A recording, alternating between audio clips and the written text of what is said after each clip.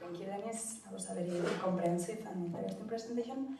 We'll take 5-10 minutes for questions and then we'll have lunch. So, any questions? Okay. There's one there, I think. Could I just ask, Dennis, in your explanation of the restrictions on the teaching of Kurdish, I may have forgotten the slide exactly, but I think you said that to teach Kurdish you have to have a bachelor's degree and you have to be a Turkish citizen. Yeah. Now, in what respects are they actually restrictions upon people speaking Kurdish? Because those conditions are quite easy to satisfy, even for Kurds, are they not? The problem is that there is no Kurdish department when they made that law. There was a Kurdish department in Turkey, and there is no undergraduate Kurdish department in any university in Turkey.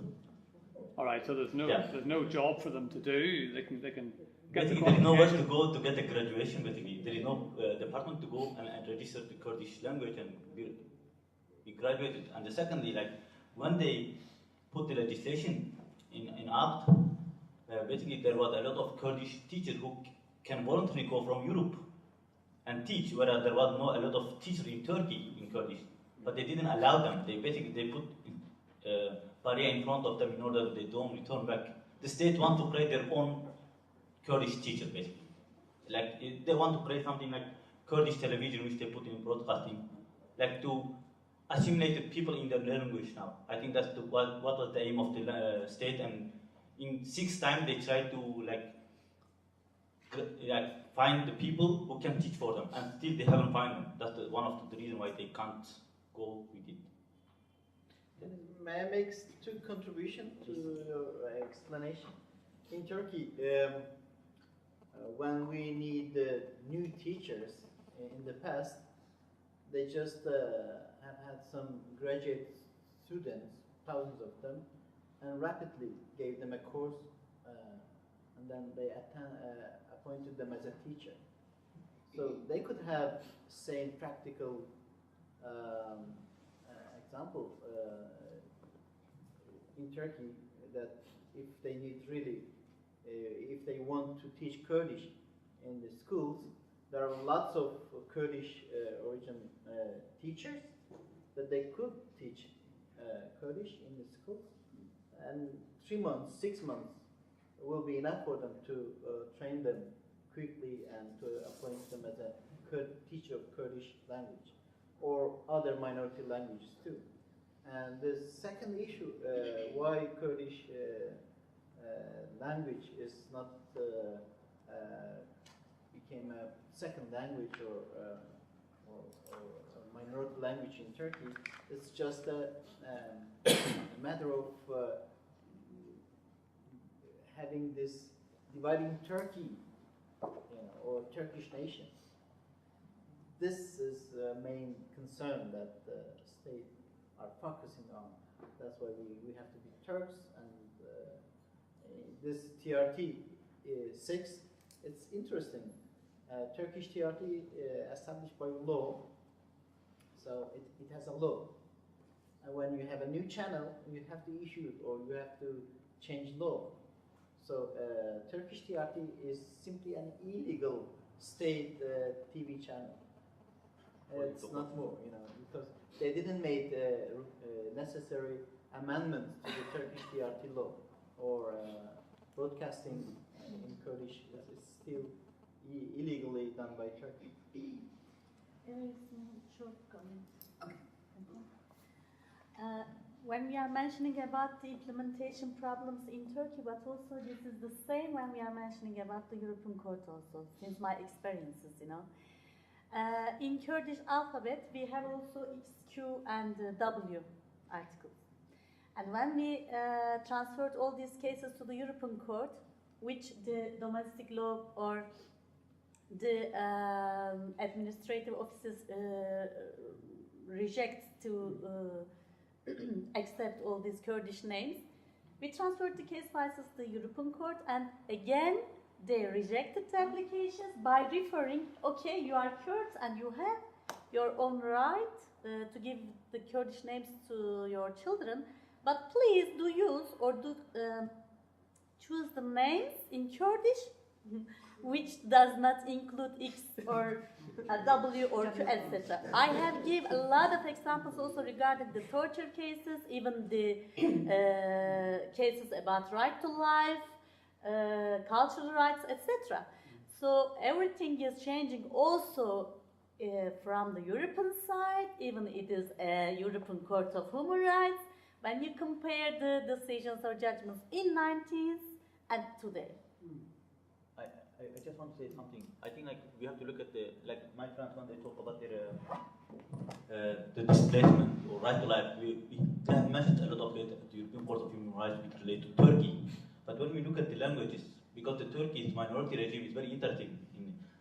When they say that there is a minority provision in the international instruments, either they will derogate it from that provision, or if the provision, the whole instrument is related to minority, like framework convention of national minorities, for example, they wouldn't sign it. As a result of that, they don't make the issue to become international. But despite that, the European Court of Human Rights, I think in Tamer case, it was really great by using the discrimination principles. They make them to show that they violated the law. Thank you. We'll take a last question over here. Yeah, I have two questions, if that's possible. We were talking about displaced people, we were talking about disappearing people, killed. I just wanted to ask a question. Who are these people? Who are these people who are disappeared or killed? Are they more educated people, more representatives of people, or I assume are ordinary people as well? Yeah, probably for Dennis.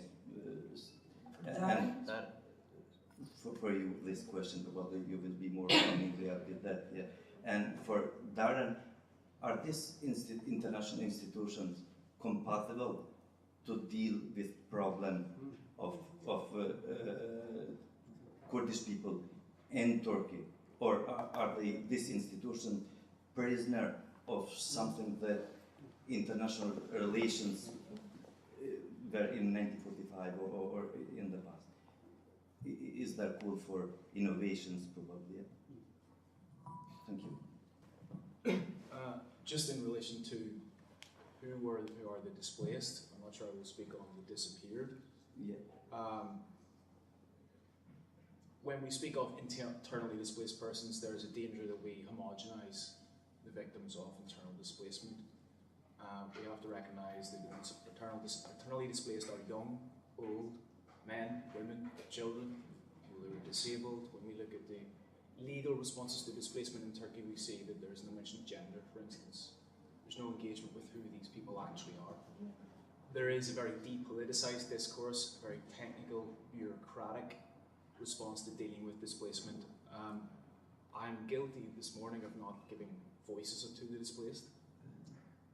This is something that has been picked up that perhaps some local NGOs in Turkey also could give more to the voices of the displaced.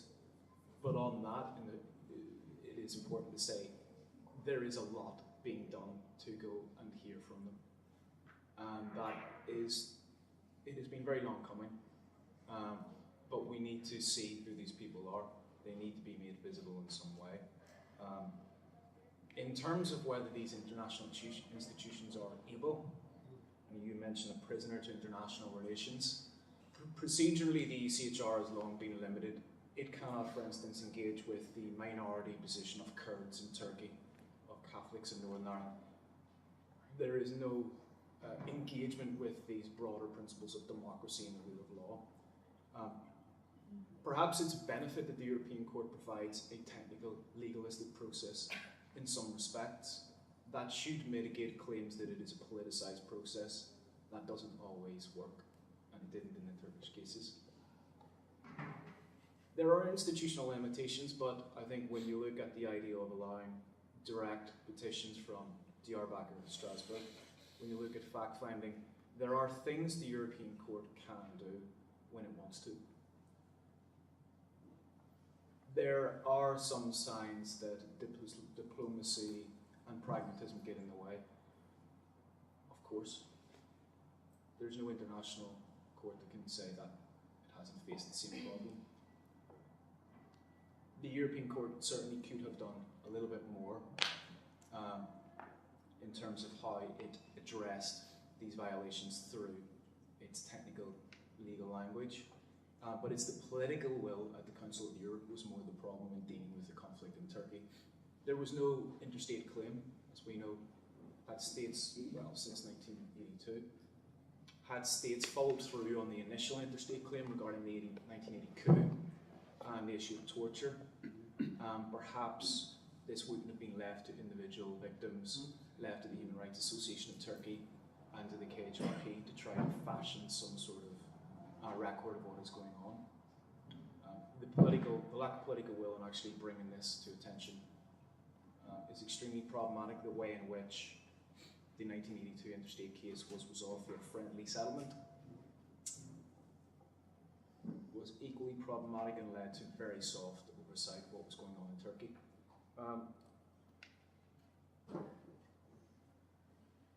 Giving effect to the disappearances, unlawful killings, torture, and village destruction cases, you have to wonder what role a court can play in actually giving effect to those judgments. One of the points I'm trying to make with the compensation law is we know to some degree just the severity of what happened, we know the scale of what happened, and we know the complexities of dealing with that. The European Court of Human Rights, for instance, is not necessarily that it is that much more limited in practice than the Inter-American Court has been in dealing with massacre cases in Colombia, for instance. Diplomacy is there and it should be there to put pressure on the state. As it is up to the local conditions and the local political process as to what can be achieved. It depends very much on relationships between the state, the government, the judiciary, the prosecutors, the military. Had the Council of Europe threatened to expel Turkey if it did not stop the conflict, what would have happened? So, there's no easy answer to your question. There's a very long-winded one, it seems, but they did what we can expect of them. The court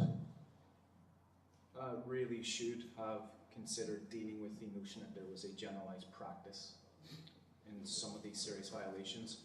What impact would that have had, I guess, is the more cynical question that we would have to face.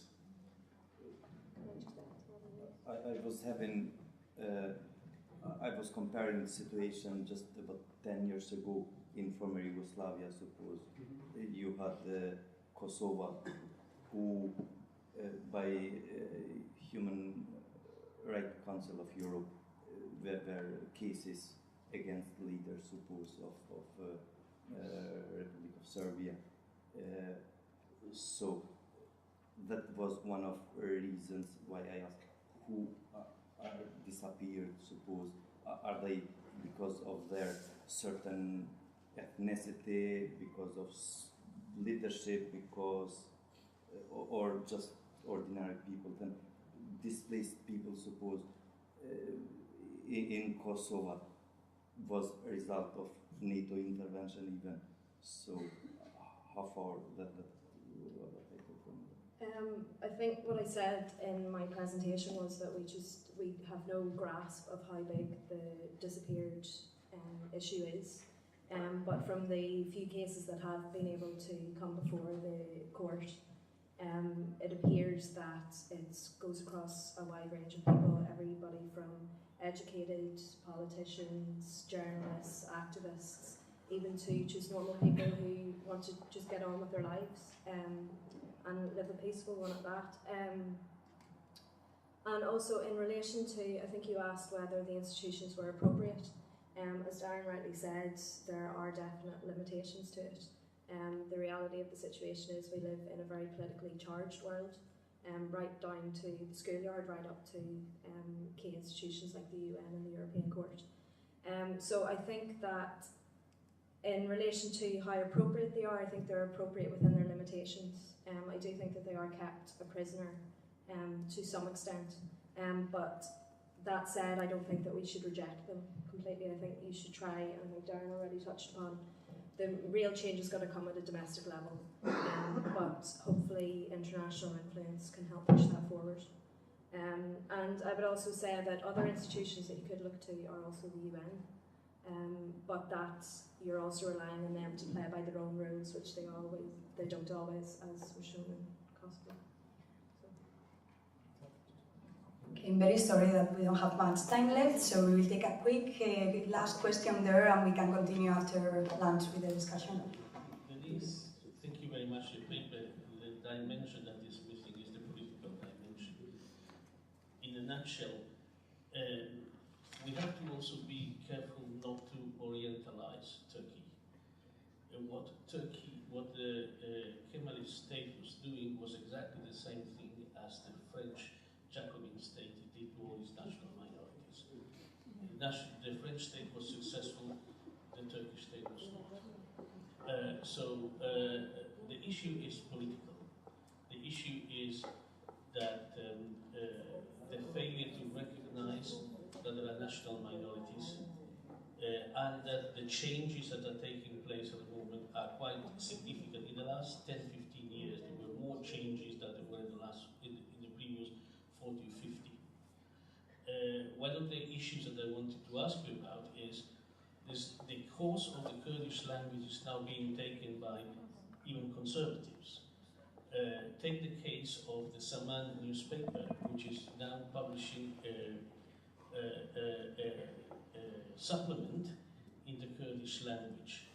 There is now a perception that the Kurdish language is an arena for struggle between different understandings of what should be the nature of the Turkish state. And also we have to accept that there are representatives, and very sophisticated representative women in particular, in the Constitutional Committee representing the BDP, that are putting forward quite forcefully the position of the BDP, Ayla Atna, for example, and all this is showing that there is some kind of movement and change which is political and is not entirely captured by a sort of a narrow understanding of the legal dimension of the issue.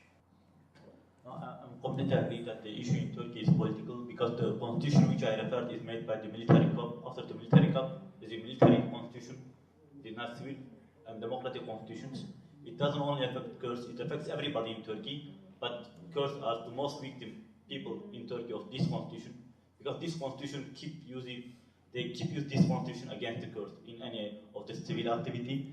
But I'm completely agree that the issue is political and the only political solution, I think, to accept the Kurdish as a side of the conflict and to deal with them, to accept the fundamental change rather than to make basic reforms and just get a time for 1 year and 2 years and keep violating the other side by using different articles of the constitutions.